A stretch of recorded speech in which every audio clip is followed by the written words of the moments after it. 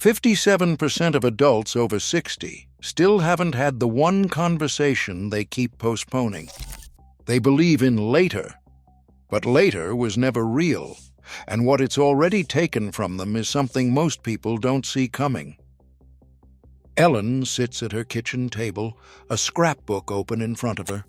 Each page holds reminders, postcards from places she meant to visit, notes about calls to family, tickets for a trip that never happened. She traces her finger along a photo from decades ago, her handwriting below it. Talk with Dad about his wishes later. Across the country, more than half of adults over 60 carry similar stories. The Wells Fargo Elder Needs Survey shows that 57% of people in this age group put off important conversations, convinced there would be a better time. For Ellen, it wasn't just one talk. There were years when she promised herself a real conversation with her sister, or a trip she'd take once work slowed down. Each time, the word later felt safe, even responsible. Psychologists call this pattern temporal discounting. The comfort of now outweighs the discomfort of a difficult conversation or the effort of planning a journey.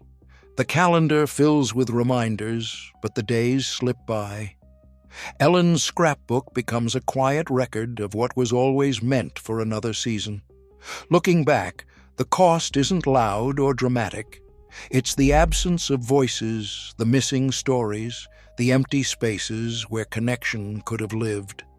The habit of postponement leaves a mark that's easy to overlook until the window for action has quietly closed. There is no later. Mike's office was always full, papers stacked high, messages blinking, the phone never silent. For decades, he told himself that the real living would begin once things calmed down. He missed his daughter's school play one spring, caught up in a late meeting. He promised her, "Next year, I'll be there." That year became 3. His wife's birthday dinner was postponed for a quarterly report.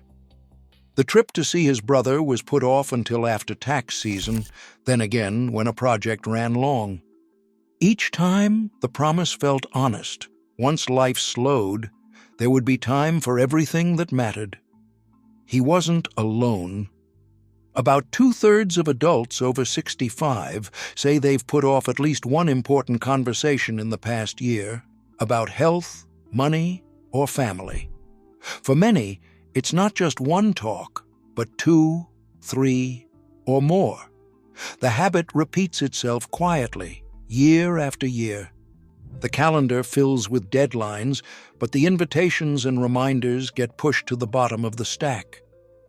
Looking back, Mike can't remember the details of those urgent tasks, but he does remember the empty seat at his daughter's graduation, the unanswered message from his brother, the birthday card he meant to send. The cost of postponement is measured in memories that never happened. The promise of once things slow down was always just over the horizon. There is no later.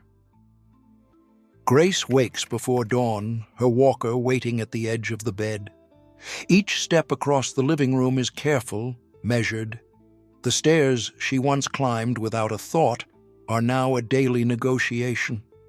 According to the National Institute on Aging, nearly 1/3 of adults in their 70s struggle with basic mobility, an invisible line that quietly redraws the boundaries of a day. For Grace, the world has grown smaller.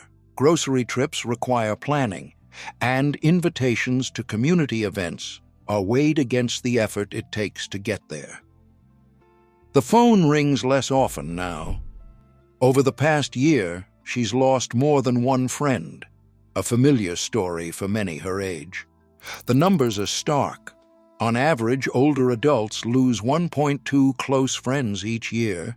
Each absence leaves a quieter house and fewer names on the calendar. Even when health concerns arise, Grace hesitates. 42% of seniors say they've put off needed medical care, telling themselves it can wait a little longer. These aren't dramatic losses. They arrive slowly in the background as daily routines shift and the future feels less certain. The promise of later becomes fragile when every plan depends on how she feels that morning, or whether a friend is still around to share it. The window for action narrows, not all at once, but with each postponed appointment, each unreturned call, each moment deferred in the hope that there will be more time. Dr. Laura Carstensen, director of the Stanford Center on Longevity, sits quietly, hands folded, and speaks plainly. Later isn't a plan, it's a way of waiting, and waiting is its own decision. The numbers echo her warning. More than half, 55% of Americans over 65 have no advance directive on file. For many, the most important choices about care, legacy, and connection remain unwritten, left for another day that might never come. The Hartford Foundation's survey found that even when forms are available and families are willing, most people still put off these decisions, believing there will be time to talk things through. But the research is clear. When people engage early, when they forgive, share their wishes, or simply talk about what matters, they report higher well-being, less regret, and closer relationships later in life. The habit of saying later quietly shapes the future, not with one dramatic loss, but with a series of small, missed chances. Life is not built on promises for someday. It takes shape in the choices made now, in the conversations that cannot wait. There is no later. Each day, more moments slip beyond reach, not because of fate, but choice. What are you still waiting to begin? The present is all we hold. There is no later.